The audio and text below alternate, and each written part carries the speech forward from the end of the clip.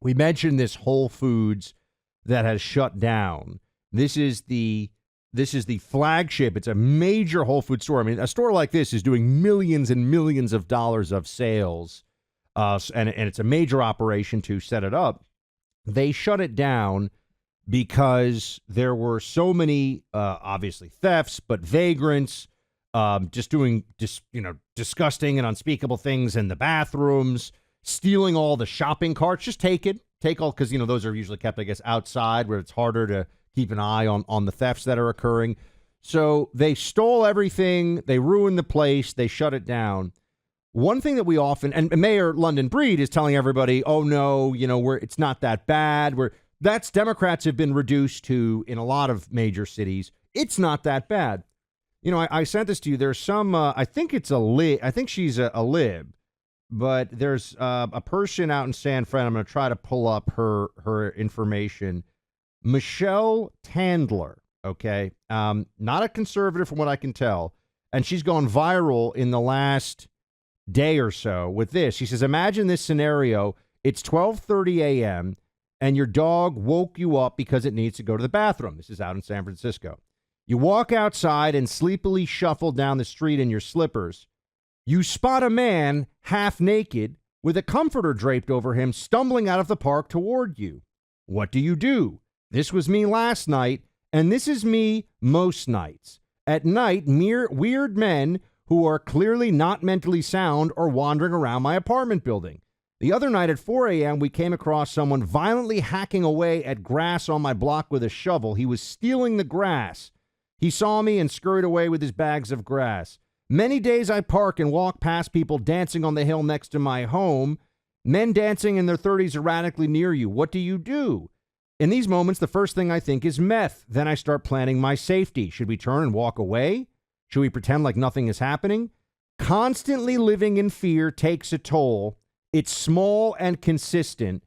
And she said, and then she gets into how the ultra wealthy in San Francisco still feel like they can pretend this isn't happening. Clay, the constant threat of lunatics around you in the streets of these Democrat cities is a crime that doesn't get reported in the statistics, but it affects the perception, the stability, and just the quality of life of all of the residents.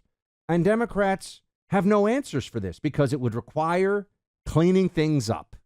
Well, we talked about last week the 43-year-old Cash App founder who got stabbed to death and murdered in San Francisco in what is considered to be a good neighborhood. And the reason why I bring that up is Whole Foods. Who is the Whole Foods audience?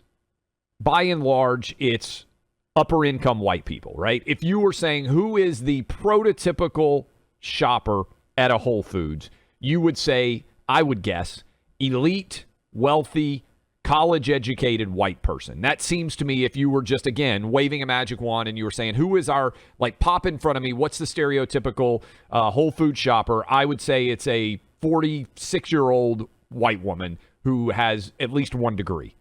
And the fact that they cannot stay open in San Francisco is a big deal. I saw this stat the other day. San Francisco has the highest office vacancy rate in the entire nation, 33%. Now, let me put that into perspective for you. That is triple Detroit. Triple the office vacancy rate of San Francisco to Detroit. And, Buck, one of the things they talk about a lot in San Francisco in particular, because of the Silicon Valley connection, is sort of the virtuous circle from a business perspective. What do I mean by the virtuous circle, the flywheel? When you use Google, you make Google more efficient because Google can use whatever searches you have made to help make the product better. And when your product gets so big, everything starts spinning in the right direction and that product becomes even more efficient. The exact opposite of that is happening in San Francisco right now. And I think a lot of the big tech executives will understand this if you kind of put it in that perspective. Because what are you losing? And San Francisco, I think, is maybe the perfect embodiment of this, Buck. Because San Francisco, 33% office vacancy. You are losing overwhelming numbers of highly educated, wealthy, disposable income people who can choose to leave. They're relocating. They're working remotely, one of the impacts of COVID. What do you lose when there's a 33% office vacancy? You lose all the businesses supporting all of those people. When those places go vacant, what happens? Vagrancy. When the vagrancy happens, what occurs? More and more dangerous people on the streets. And all of that super positive feedback wheel, the flywheel as I'm speaking about it, using Google as a business example, is now working in reverse for the city of San Francisco. And that is occurring not only in San Francisco, Seattle, New York City, Chicago, the biggest cities in America, which had been benefiting from elite, highly educated residents. They're gone. I saw a great article pointing out in Chicago, hundreds of thousands of people have left, Buck. That actually makes their politics more disastrous because who are the people that are leaving Chicago? How does that mayor, that far left-wing mayor, get elected? Because the cities are getting bluer, and that is going to lead them down the primrose path of more destruction. And all of these places are basically reverse flywheels. Everything that made San Francisco special, it's now spinning in the opposite direction, and it's going to continue to get worse rapidly. I think people forget that Detroit was, I think, the greatest concentration of millionaires and the highest, or certainly in the top 5 highest per capita earning cities in America in the 1950s. And it was a boom town. Yes. I mean, you go and you see these these photos of these old buildings. I mean, they're incredible architectural marvels, You're right. really, that are now just, covered in pigeon poop and broken glass, and the whole thing has just been absolutely destroyed. Detroit was ruined as a city. Now, I know you could say, oh, it's because of the auto industry and it moved, but there were a lot of really bad decisions that Detroit made as a city, too, along the way. Places don't stay prosperous, safe, and wonderful if bad decisions are made. They have to be able to adapt, right? I mean, what you've seen happening in Detroit could happen to any city is the point. And I think that people, they look at someone like a Gavin Newsom. I mean, he's so slimy and so dishonest. California became super wealthy and prosperous as a largely Republican stronghold. And now they are just, milking that cow into extinction with all the taxes and the regulations and everything else. That's what they're doing there. Detroit's a great example, Buck, because my wife is from the Detroit area. I got married in Oakland County. It's beautiful. Oakland County is. Got married in Birmingham. I bet we have a lot of listeners in the Detroit area. Things got so bad in Detroit, Buck, that they finally just threw their hands up and said, we've got to change the dynamic. And actually, downtown Detroit is starting to come back now after decades and decades of, as you said, totally falling apart. It got so bad in Detroit that they said we have to change things.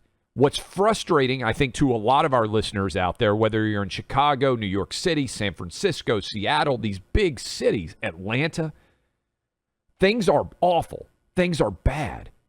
But people aren't willing to acknowledge that they're bad. And worse than that, Buck, they're not willing to look in the mirror and say they're bad because of the choices we made. Kicking police to the curb, that was a disaster. But making the decision to be all in on far left-wing politics, that is destroying the fabric of the city. You can look at specific things that have been done in these places that are all ideologically aligned with the left and pushed by left-wing activists and left-wing groups and then left-wing politicians. Democrats did these things. And yeah, you mentioned police. That's obviously huge. San Francisco is short 500 police officers. Does anyone think that has an impact on response times and just the general sense of whether you can get away with crime on the streets? There's a cascading effect here, right? Prosecutors, are they actually deciding that people who are a danger to their fellow human beings should be taken off the streets? Or even if they're just a danger to the quality of life of their fellow, once you've committed your 50th burglary, I think you probably need to, I think once you've committed a few burglaries, you need to spend some real time in prison, not a few days in prison, not a few days in jail. You see this also, though, Clay, with more of the day-to-day stuff. And that's why I read that woman's thread that's gone viral. You can't have people camping and living on the streets in town squares. You can't have open-air drug usage. You can't have people urinating and defecating in the street with impunity. You can't, I mean, all of these things that these cities decided to make legal, decided should be okay. You have open air drug markets in San Francisco, effectively the same thing in Portland and Seattle too, where people are buying and selling opioids. And you know what the left-wing activists say when we bring this up? Oh, but they're victims, because if you do anything about this, you're essentially part of the oppressive system. They're going to die. They're going to die of a drug overdose. They think being kind to people is letting them wallow in filth on the streets, commit crimes, and do drugs until they die. That's not kind. That's inhumane. Many people who live in these cities would rather them be destroyed than admit they were wrong.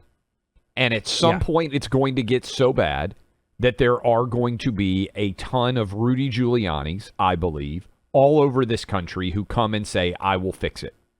But first, people have to acknowledge there's a problem, and they're not willing to do it.